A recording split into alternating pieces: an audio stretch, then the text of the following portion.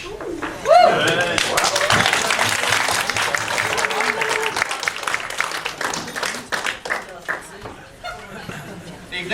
I was going to say good afternoon, but it's gone on a little bit later, isn't it? First of all, I'd just like to say thank you all for coming this afternoon. It's been wonderful to meet some of you and get to know some of you and see. So I'd like to say a big thank you to friends, family and friends who we consider family for being here this afternoon. I'm sure these two here will second that, and it's been a brilliant day. Thank you very much. Also, I'd like to say thank you to the Yorkshire Hotel and their staff for putting up with us and looking after us and making sure everybody hopefully has had a good afternoon and been fed and watered, and hopefully more watering this afternoon and into the evening. But I would like to say a big thank you to these two for putting all this together. Anybody who knows them will know that Gill did most of it.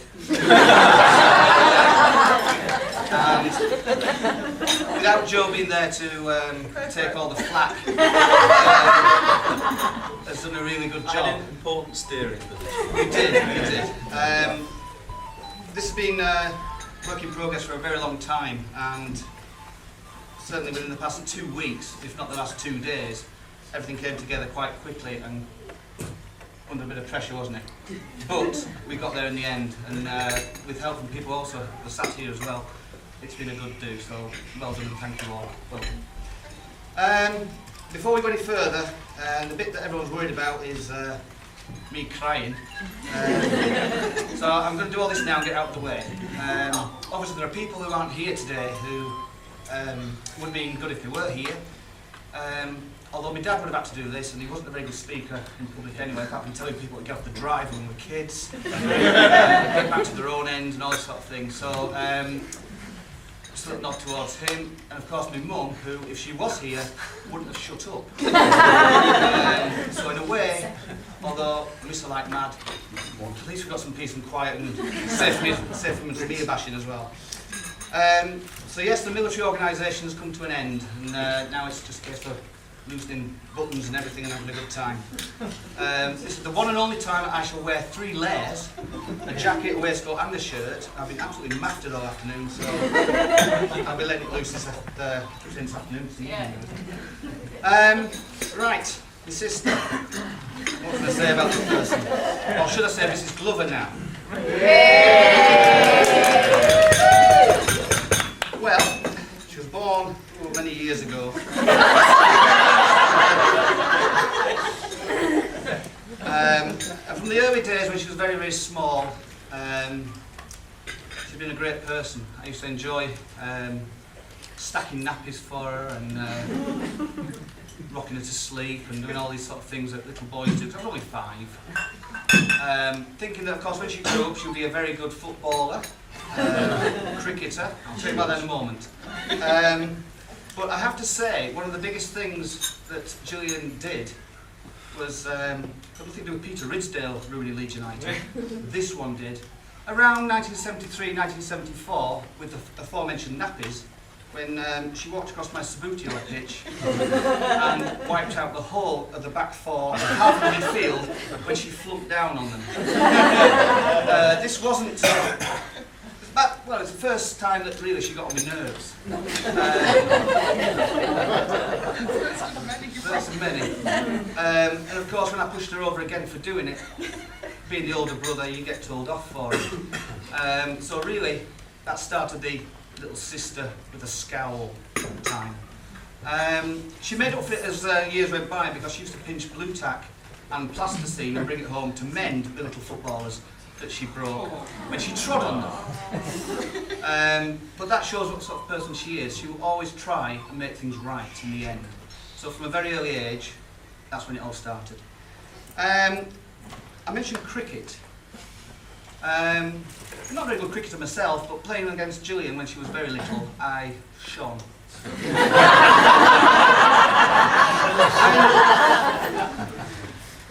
When the parents said, will you look after your little sister today, when I wanted to go to the park, because I had to take her with me, her bowling wasn't very good. So I used to declare very quickly on 499 for 0, and then put her into bat. and she was out very quickly. So she learned how to, not hit spinning balls and how to hit fast balls, and well, she enjoyed it because she was playing with me. It was good fun, and the football wasn't much better really because she was in goal all the time. She wasn't a very good goalkeeper, but gave her a chance to take the penalties, and she never scored, so I used to win those as well. But it's always handy having a younger brother or sister. If there's anybody here with younger brothers or sisters, especially little people, they're very good at younger brothers or sisters for being the last one to touch it when it goes into somebody else's garden. Run around and get it, you see, while I hid. And then we took up bike riding, and we used to go on a few bike rides, didn't we? Where Gillian used to clip the curb because I told her to stay in because of the cars. So she'd stay right in against the curb and clip the pedal and fall off. And sometimes when I let her go in front, so I could follow her on the roads, she didn't know where she was going. Because believe it or not, this one would get lost in her own back garden. Sense of direction is terrible. Then came the teenage years, that involved snowball fights. Great target to hit little brothers and sisters, especially in the middle of the back when they're running away from you. But teenage years were, I have to admit, where I lost track Gillian a little while because being the younger sister wasn't very cool to hang around. So I can't remember much about those teenage years with you around. I'm sorry. I'll fill you in sometime. Okay. When I do remember Gillian being sort of in my life again, sounds awful, this was when I was in sixth form and she started at Trinity, wave to the Trinitarians. There's a few of them here. She was just starting in what is now year 7, but the first year. And of course, when you've got an older brother in sixth form, I suppose it's a bit cool, especially handing drinks out the common room window and hot noodles. But she started to come back into my life a little bit more, and I sort of had to look after her again while she got her feet under the table at school. That's when a very good sense of music came on the scene as well, and she started listening to proper music, not the drivel we get today. real good music played on real guitars and loud. And Gillian's record collection is a very, very good reflection of someone else's. You'll notice it's in records. I'll tell you what they are later. But like I said, we did lose track. And when I went away to uni, I don't remember G at all. Being around, it was really hard. But certainly one event brought us back together again. That was in 1994 when my dad died. And I had to go and sort of collect G. She collected me, and we all sort of got together and we sort of shared a real sort of emotional experience over the years after that. And talking to her, which was something we never did until that time really, it was all just like, she was my sister, we didn't really talk, we just looked at it, nodded and whatever, you know. We started to talk and we shared all sorts of interesting times, but I got to know her again and she became a good friend, which again sounds weird, but it was important. She's a very loyal person, she's always there for you, she'll always try and help you. Determined, always got more exams than I did. She learnt her 6 times table before me. When you're 9 years old and your 4-year-old sister learned her 6 times table before you, somebody else to hate her for. He was the only one I didn't know. But because I had to say it over and over and over again for my mother, anybody who knew her, you only had to learn your table, she learnt it before me, and that was really embarrassing. But yes, she got her all better exams than me, she got more O levels than me, but you know, what were older brothers for? To pave the way. She got away with murder as a kid. So, you know, there's no wonder she did well. But she's one of those people, when she gets something in her mind, she goes for it, and she will get it in the end, although she thinks she won't. So yeah, we got together sort of on 94 and we sort of made friends again. Turn over on the yellow notes. Now when she met Jo, I have to admit my memory being shot at, I don't remember those days very, very well at all. Millennium. Does anybody remember Millennium? That time as well.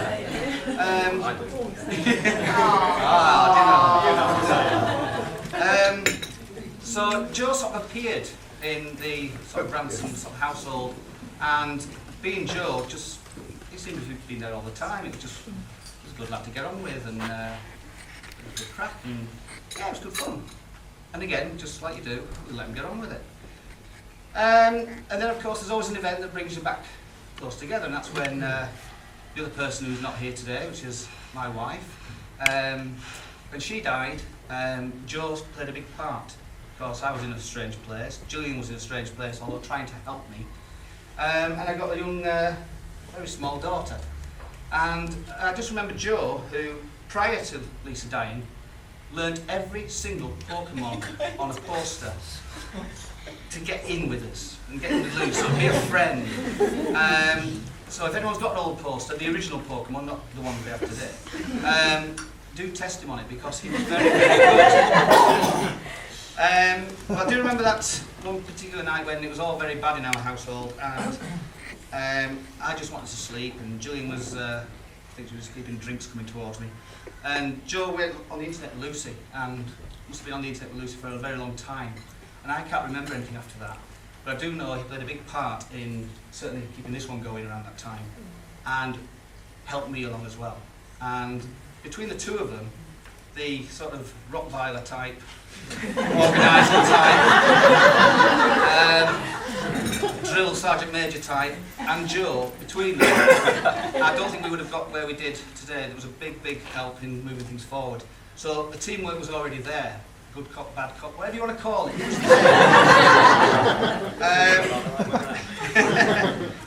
Well, the next bit says yin and yang, so it can go both ways. You know.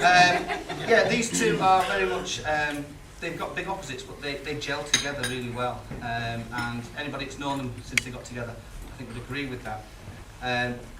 When one's down, the other's there to help, and vice versa. But don't forget Mother's Day again. just in case.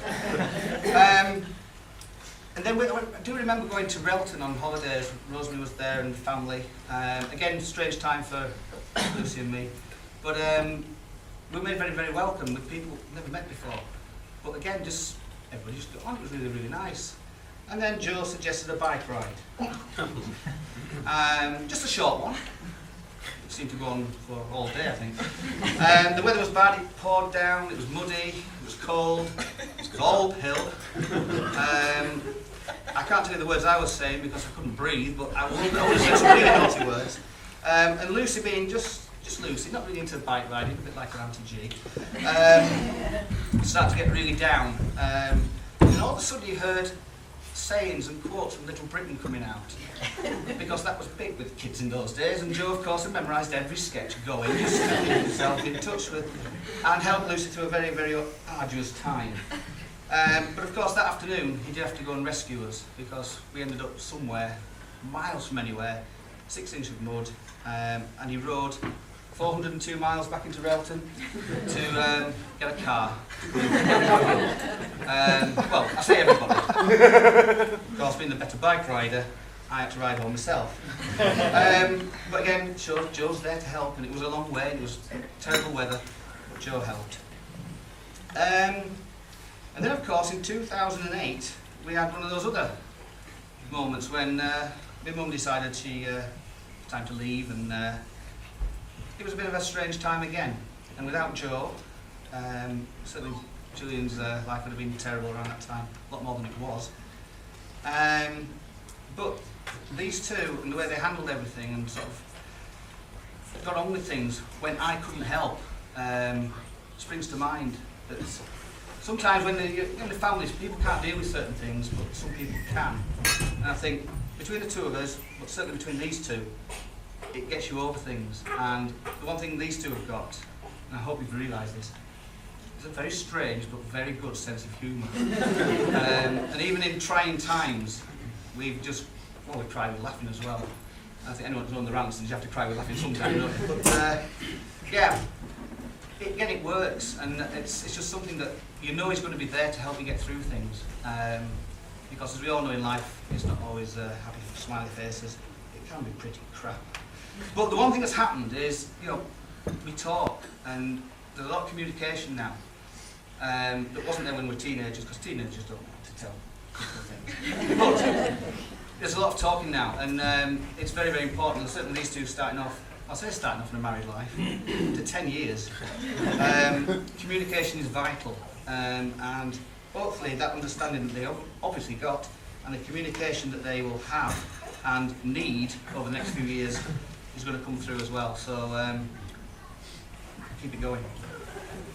So the future, well, we've got Jasmine and Matthew, who are just absolutely fantastic kids, love them to bits, and really, you can't ask for anything else. I'm a great uncle, I love being an uncle, and they're just fantastic to have around, which is why I like to have them for a week coming up. It's the Easter holidays, I've got 2 weeks off. I'm going to have 2 toddlers for a week. So it's either going to be the best week of the holiday or I'll never have them again. But anyway, whatever the future's got for you, we'll start after that, because I'll either speak to you or I won't speak to you, depends on the So yes, I'd like to have them at my house for a week, starting next Saturday, if that's okay. And then I'll have them back the following Sunday, if that's alright. So really,